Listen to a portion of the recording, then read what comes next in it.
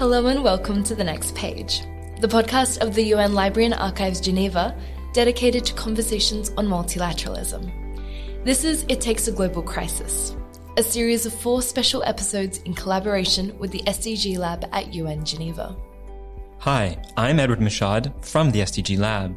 And we're Tiffany Verga and Natalie Alexander from the Library and Archives. Together, we'll explore how the COVID-19 pandemic has in many ways set in motion sustainable development solutions, things that were often talked about but rarely implemented before the crisis. We'll also consider the challenges, the gaps, and the limitations of progress that the pandemic has highlighted. We'll be talking to a range of experts and practitioners as they work both on the ground and in advancing policy, on their experiences across the themes of digitalization and connectivity, the environment as a key to resilience, sustainable cities, and social protection.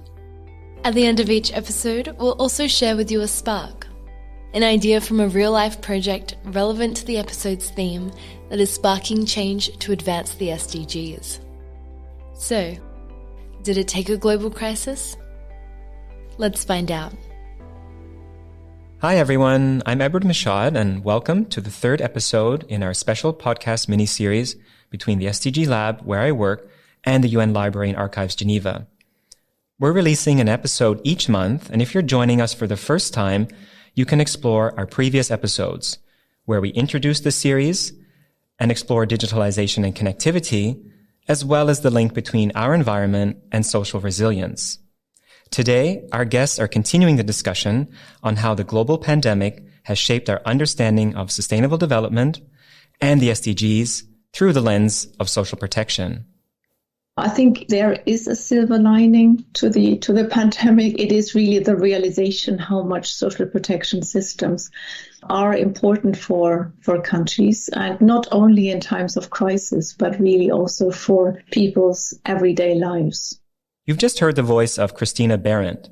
Christina is the head of the Social Policy Unit in the Social Protection Department at the International Labour Organization here in Geneva. And in fact, it's been really an opportunity to rise to the challenge in relation to many different key areas in terms of addressing the problems in our society.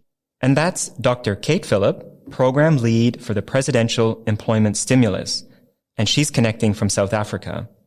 The COVID-19 pandemic has put social protection in the spotlight, inviting us to reflect on what we've learned during the crisis and how we can better prepare strong social protection policies for future events. And our guests today are going to bring us some insights into this topic. So let's get started.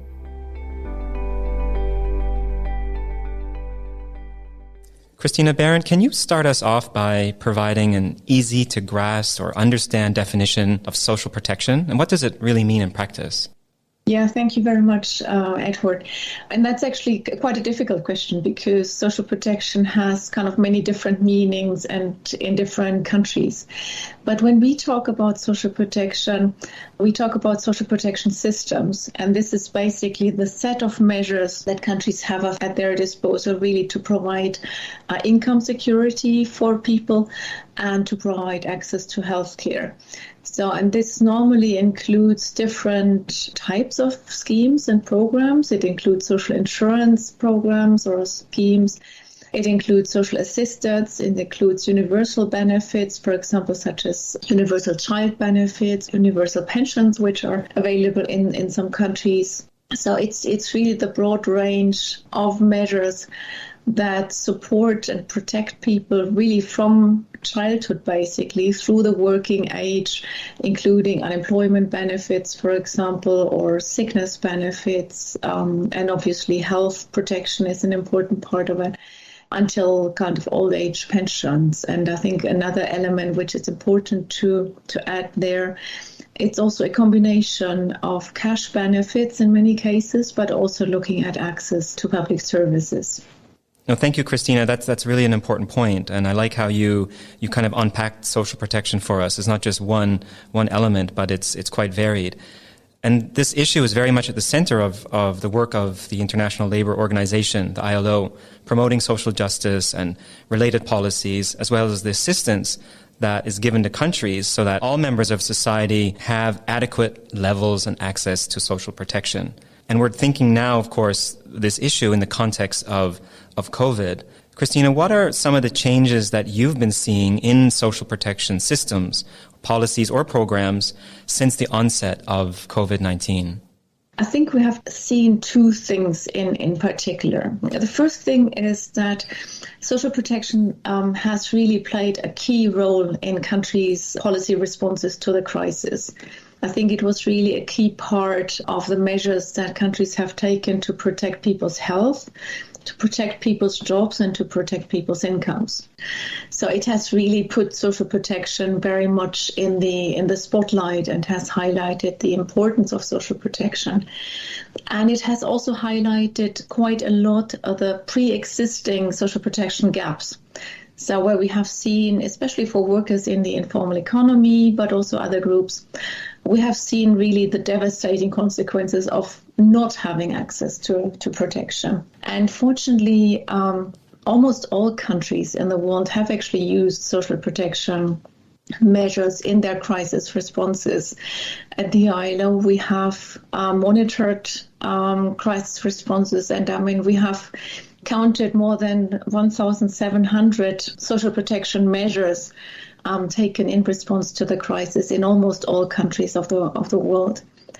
It's a broad range of different measures. It includes job retention schemes, unemployment protection, income support, health protection, sickness benefits, child benefits, better access to childcare, for example. So it's a very broad range of measures that countries have taken. And I think one of the key lessons that we have seen in those crisis responses is that countries who already had quite good and robust social protection systems, they could react much better to the crisis, much faster and at much more scale.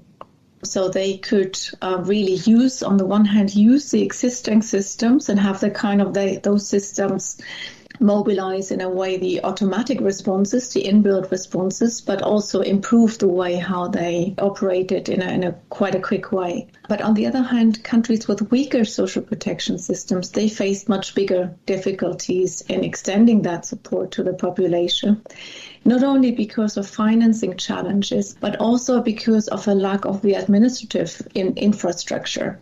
So, a lack of databases, a lack of payment mechanisms, simply a lack of knowing how to reach people. And then this is especially clear for workers in the informal economy. That was one example where we have really seen those difficulties. But even in those countries, quite a lot of measures have been adopted. So I think there is a silver lining to the pandemic. It is really the realization how much social protection systems are important for countries, and not only in times of crisis, but really also for people's everyday lives. But at the same time, a lot of these measures have been temporary. So a lot of those measures have already ended or are about to end. And that really leaves countries at a very important crossroads. And the question is a bit now at this point on whether countries are actually, having realized how important social protection is, whether they really use that policy window now for making really the right choices with regard to the future of their social protection systems. Are they going to reinforce their social protection systems and making sure that they're better prepared for the next crisis? And not only for those crises, but really providing the day-to-day support of the population? Or are they going to fall back into a low-road approach of minimalist social protection policies and fiscal consolidation? And especially given the fact that in many countries there are now huge fiscal pressures, especially after the crisis, I think this is really also a question of how to mobilize the international support to support those countries with insufficient capacities to really allow them to make the necessary investment into their social protection systems. Thank you, Christina. I'm going to bring Kate in now. Kate Phillip, you're joining us from South Africa. I think it's a good way to segue to your work and what you're doing in South Africa. So can you share with our listeners how your country has used social protection measures to tackle the social and the economic inequalities that have been brought out by the pandemic? And importantly, who are you trying to reach, or who have you been reaching? Christina did mention briefly about the informal economy and informal workers. So I think it would be interesting if you can also just bring in that perspective as well. Absolutely. Thank you. As Christina's made clear, the impacts of the crisis are multifaceted. And so we've had to have a multifaceted response. On the one hand, we've seen increased unemployment, and with that goes increased poverty and hunger. We had an existing high level of unemployment even before the pandemic. But we've also seen things like disrupted supply lines.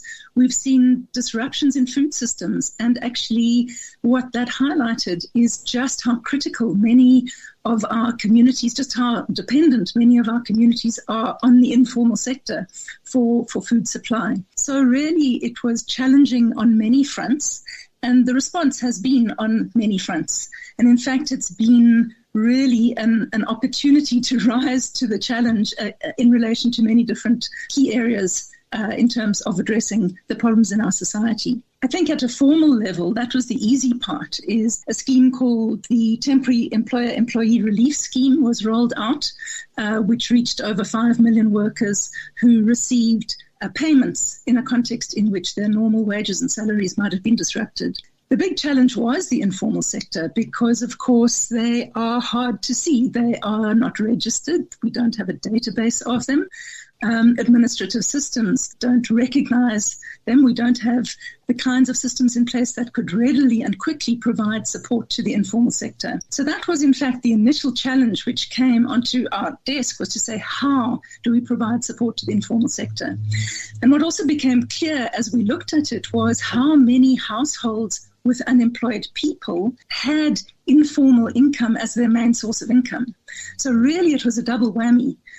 People who were already unemployed were going to take a double kick in a sense and face deepened poverty and food hunger. And food hunger started to escalate very quickly. And that was the context in which there was a proposal to introduce what was initially called a special COVID grant. It's become known as the Social Relief of Distress Grant. And that grant is targeted at the poorest in the society. And really the critical question was not so much a policy question. Everybody was clear we needed to provide this support. The critical question was how to do it. In the context of the pandemic, when public offices were closed, when no means testing could take place, how would we target this grant? How would people apply? And we pulled together a crack team of financial and payment experts, and really the critical issue was, could we roll out a grant to some 8 million people in the timeframes, in an equitable way with fair systems that was efficient and effective under the conditions of the pandemic? And a lot of innovation happened in that space because that is exactly what we did. We rolled that grant out relatively quickly.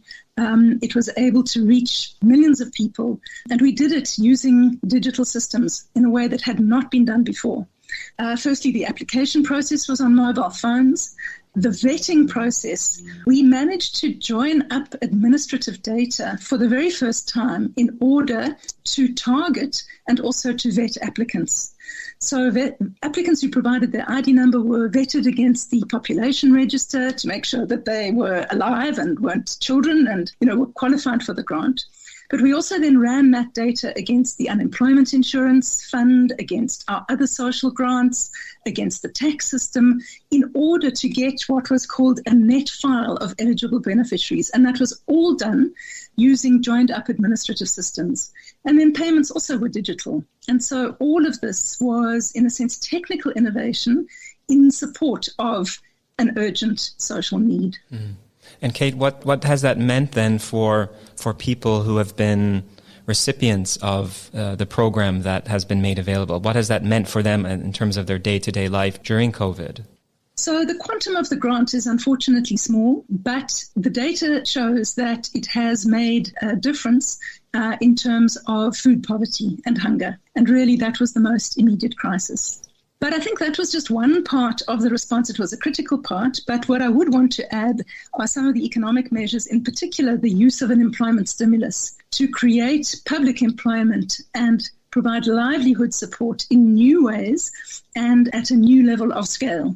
And so using a range of different government departments, 12 different departments put up their hands to participate. We're also working with the non-state sector to create new forms of work that serve the public good and to create jobs in that way over this period. So that's also a complementary part of a package that includes other elements as well, but I'll stop there.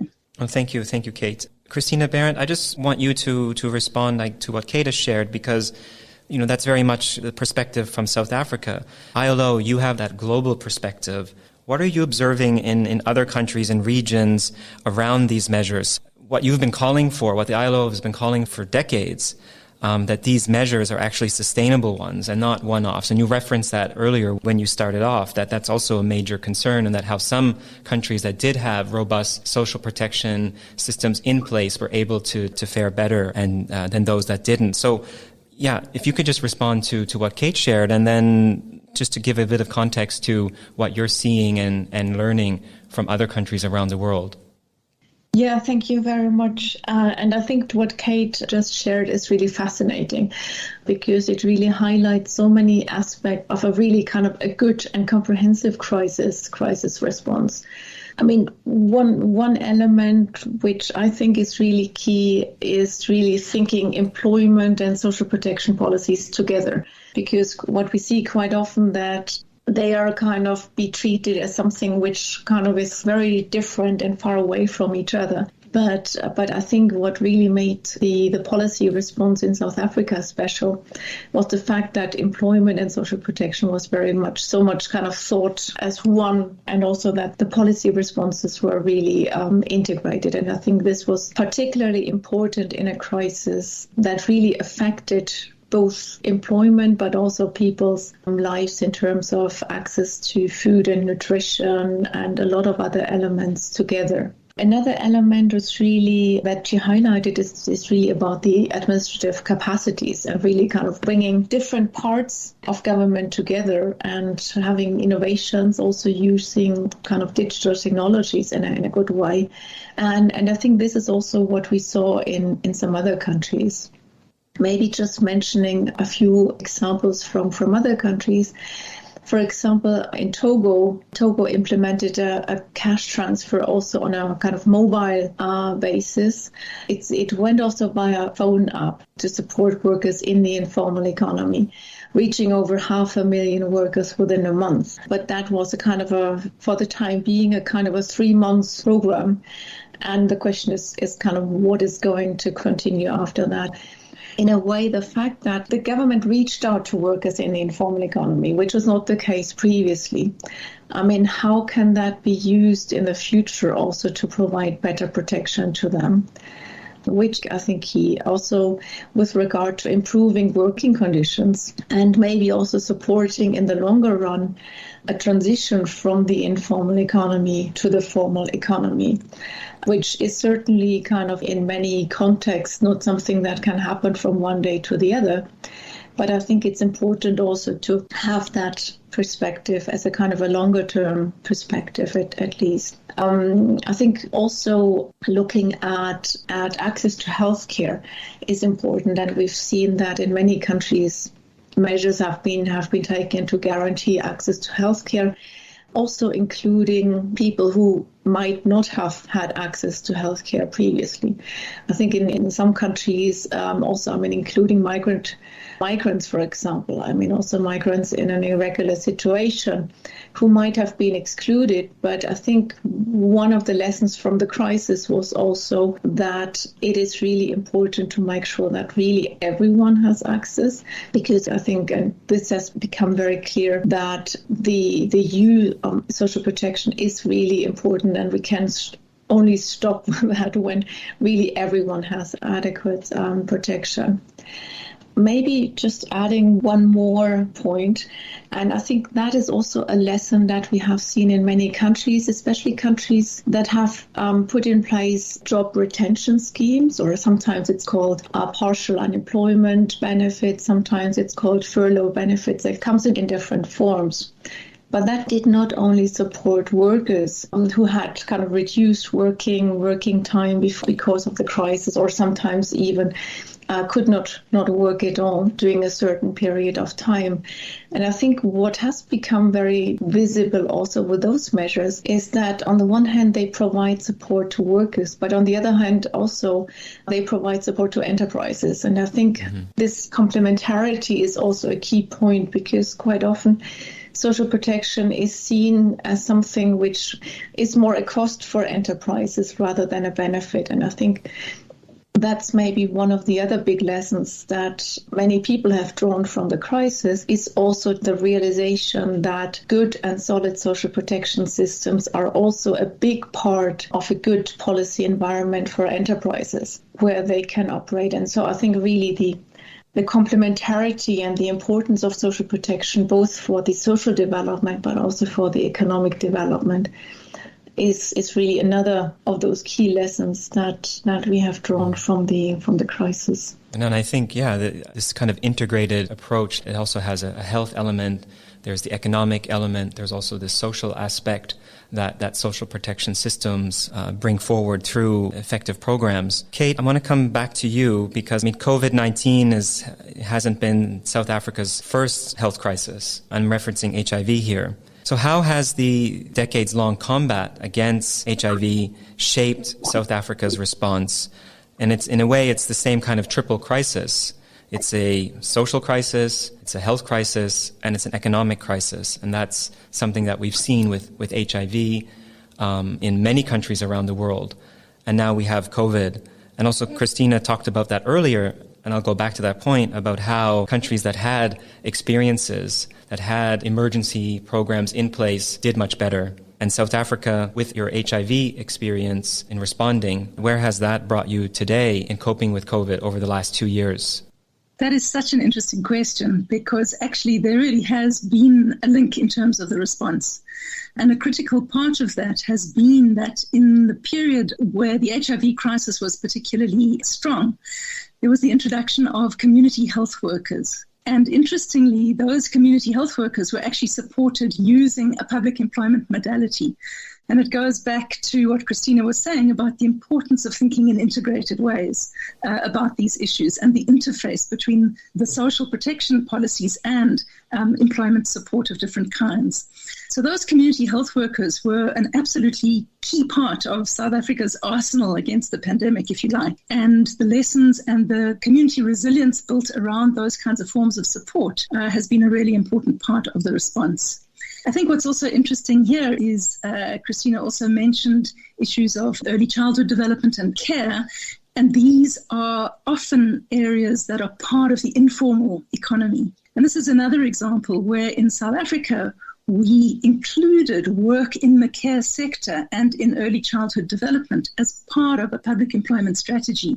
That actually meant that mainly women, often unpaid in that sector or working informally, for the very first time had rights at work, contracts, and a degree of income security through a public employment modality, which also gave that work social recognition and has allowed a pathway since then into increasing formalization and integration of those forms of work. So again, what we're seeing is how all these different dimensions speak to each other and how important integrated approaches are. Christina, at the International Labour Organization, so are you optimistic that other countries will follow the example of South Africa? You also cited Togo. Way at the beginning, you mentioned that there have been some over 1,700 different types of measures that countries have used over the past 2 years that you and your team and the ILO have recorded. So how positive are you that we're going to see some long-term social protection systems, measures, and policies in place that will ultimately help lift people out of poverty, that will ultimately help bring people from the informal to the formal economy and also contribute to all the other sustainable development goals? And we've heard that. Kate talked about education. We've heard about health. So what are you thinking? What makes you feel optimistic about this situation going forward? Yeah, thanks a lot for that important question. And I think I am an optimist. So, I have been kind of referring to these crossroads that countries are in at the moment, where they really, I think, having realized the importance of social protection and also of an integrated approach to employment and social protection, as Kate highlighted. And I think in countries, but also in international organizations and in the UN, I think there is really the realization that social protection is really a key part of the response if we want to reach the Sustainable Development Goals, because it contributes to the social, to the economic, but also to the environmental dimension of the Sustainable Development Goals. And I think there is a growing support really to follow that high road approach, those kinds of investments in social protection systems that are, on the one hand, universal in the sense that they really provide protection to everyone throughout people's life courses, but also provide really adequate protection, not just at a minimum level, with that protection which is comprehensive. But on the other side also, and I think we need to think about the financing and the economic dimension and the political dimension. So really thinking about social protection systems that are sustainable, both financially but also socially sustainable. I see a much bigger support around the world.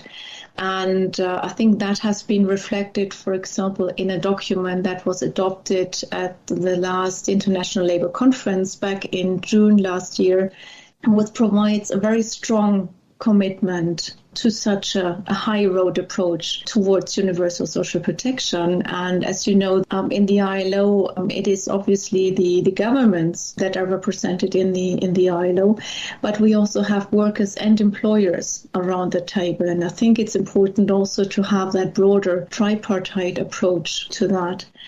But I think also, at the UN level, we see a very strong support also from the UN Secretary General in the common agenda that he put forward last year.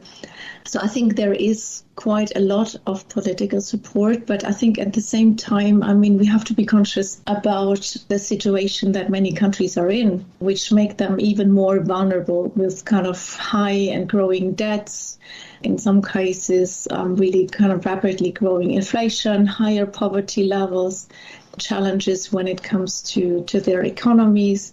What is needed now is also a very strong support also for those countries that have difficulties of stemming these challenges alone. And I think this is really a call on the UN, certainly. And I think there has been a call recently when the UN Secretary General has put forward a global accelerator for jobs and social protection, which exactly has this integrated approach around employment and social protection with very, very strong support. But I think we also need the support also of the broader community. Also thinking about the international financial institutions. I think they have come around also to with a new position paper which was published already before the crisis in 2019, thinking about how to protect and how to promote public expenditure in health, education and social protection. And I think the support also of the International Monetary Fund and all the other international financial institutions would be extremely critical in that respect. But also governments from richer countries, because one of the other lessons we learned from the global crisis is that this is really a global challenge. And especially when it comes to tackling the pandemic, I think we need to have this global picture in mind. And we see that with the vaccinations. I think unless there is really a greater rollout of those measures, we're not going to really reach those objectives. And I think so what is needed is really kind of a common approach and a common support of that important objectives in order really to get to a situation where all people have access to adequate social protection. And Kate, what makes you optimistic based on your experience in South Africa and maybe what you've also been seeing in other countries to ensure that the lessons and the initiatives, the programs and the impact continues to go forward in social protection? Well, I think there are a number of different dimensions. I think the social relief of distress grant that I mentioned really filled a social protection gap that has been a serious problem in South Africa for a long time, which is that unemployed people who have not contributory scheme don't receive any form of unemployment insurance in South Africa. And given our levels of unemployment, which have been over 25% for 25 years, that has been a real contributor to levels of poverty and inequality. That gap was closed for the first time by this grant, and the social benefits of that are becoming very apparent. So the grant has been renewed several times, and there is a very active debate in the society about whether it should be sustained and institutionalized. So I think this crisis has really put the spotlight on some of our pre-existing challenges and social protection gaps. I think the other thing is that makes me optimistic is that there's just so much innovation happening in this context of the crisis.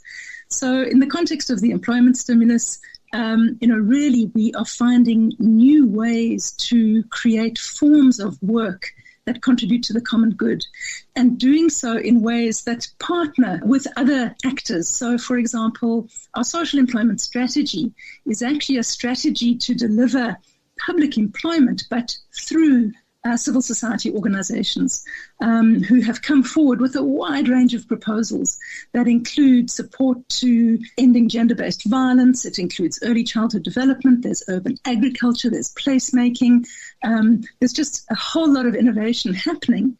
And we're finding mechanisms to support that agency in the wider society and to unlock community involvement and participation in creating forms of work that actually in their own way contribute to an idea of social protection that, if I can put it this way, puts the social back into social protection and involves all kinds of actors in the kinds of work and activities that can contribute to resilience, to social cohesion, and to dealing with the crises of poverty and inequality that we face. So yes, I think there's a lot of source for optimism that comes out of the crisis.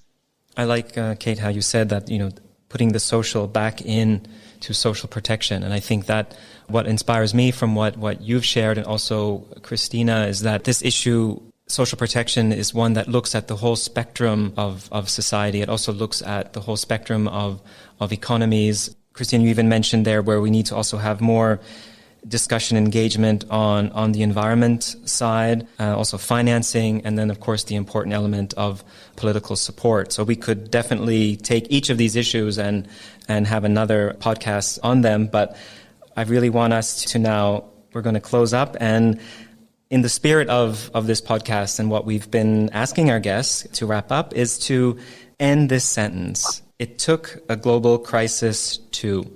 So, Christina, over to you. Yes, thanks a lot. I think my answer would be, it took a global crisis for people to realize the really essential importance of social protection, really also as a means of solidarity and strengthening the solidarity element in the various areas of policies. So that just as a short answer to a difficult question. And Kate? I think from everything I've said, you know exactly what I'm going to say. I would say that it took a global crisis to push us to innovate in delivering social support at new levels, including forms of work that serve the common good, and to take these to new levels of scale and with new levels of impact. Well, thanks to you both. I'm extremely optimistic regarding this issue and all of the related issues to social protection. And I think the fact that we've highlighted how it contributes to the broader Sustainable Development Goal agenda is something that I hope also our listeners will take away, because that's ultimately what we're trying to showcase through this podcast series. So thank you again, Christina Behrendt of the International Labour Organization and Kate Phillip with the Presidential Employment Stimulus in South Africa, for sharing your time, your expertise, and also your insight into this very important issue. So thank you again, and take care. Thank you.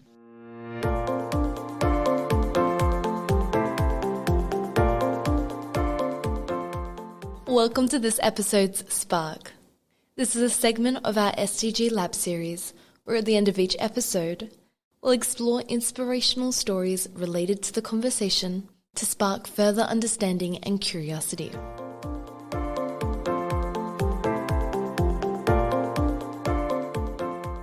You may be wondering why we talked about investments for social protection in this episode. And that's because according to the International Labour Organization in 2020, developing countries should invest approximately US $1.2 trillion into social protection. On average, that's 3.8% of a country's GDP to ensure that everyone maintains an adequate standard of living and healthcare, and that the 2030 Agenda can be realised.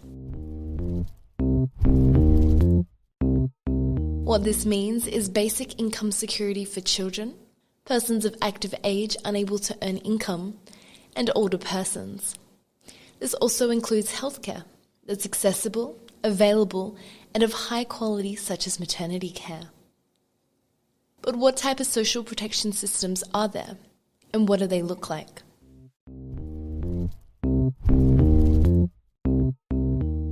When countries design their social protection systems, they have two main options: to opt for universal coverage or a more targeted approach. A universal social protection scheme is one that's available to everyone within a category. For example, it may be an age group such as elderly persons. These are often more inclusive and less likely to discriminate against people. However, these schemes aren't always the best option for all, and some developing countries may opt to choose a targeted approach to benefit those specifically living in poverty. Often this allows funds to be saved and the most vulnerable segment of the population to be benefited. Both options come with their benefits and challenges.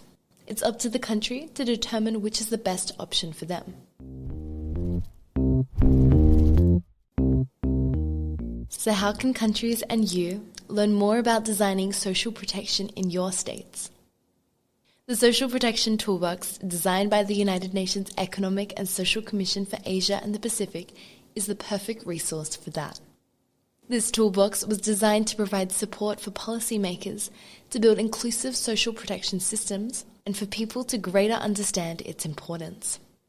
On the website, you'll find tools and modules to understand what social protection is, how to finance it, and how it's linked to the SDGs, so that we can learn from other people's practices.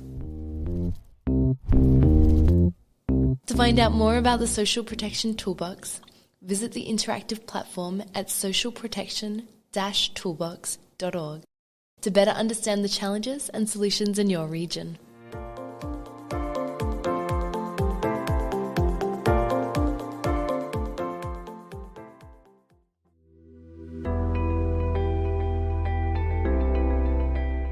It Takes a Global Crisis is produced by the UN Library and Archives Geneva and the SDG Lab.